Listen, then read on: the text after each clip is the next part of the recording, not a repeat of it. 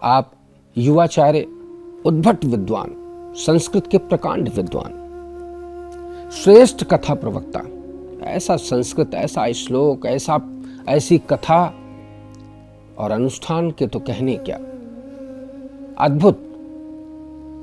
मैं काफ़ी समय से महाराज जी के संपर्क में हूँ और मैं देखता हूँ कि महाराज जी से जो लोग जुड़े हैं उनको जो भी उपाय महाराज जी ने बताए हैं उन उपायों को करके उनको लाभ मिला है।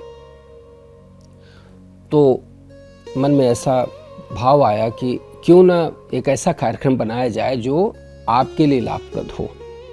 तो आइए पहले महाराज जी का स्वागत करते हैं और फिर कार्यक्रम को प्रारंभ करते हैं। नंबर्स फ्लैश हो रहे हैं, नंबर्स जरूर नोट कर लीजिए आप, जिससे कि कभी भी जब आपको लगे कि आपको कोई समस्या है और उस समस्या का आपको निदान नहीं मिल पा रहा है तो आप इन नंबर्स पर अवश्य संपर्क करें। मुझे पूरा विश्वास है कि आपको आपकी समस्या का निदान अवश्य प्राप्त होगा।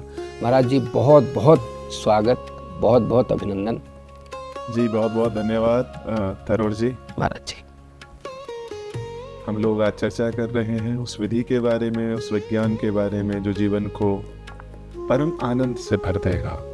जब हम ईश्वर के ही पुत्र हैं, वयम अमृतस्य पुत्राः, भगवान का उद्घोष है ईशावास्यमिदं सर्वं यत् किंचित जगत्याम जगत ममैवांशो जीवलोके जीवभूत सनातन।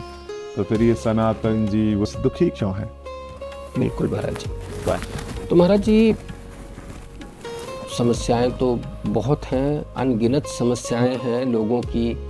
इस जीवन की समस्याएं हैं, इसके बाद की समस्याएं हैं, उनकी अपनी समस्याएं हैं, उनके अपनों की समस्याएं हैं, तमाम तरह की समस्याएं। तो इन समस्याओं का उपाय क्या है महाराज जी? आपको क्या लगता है, कैसे इनका उपाय प्राप्त, आपके द्वारा कैसे लोग संतुष्ट हो पाते हैं? जी तनुर जी,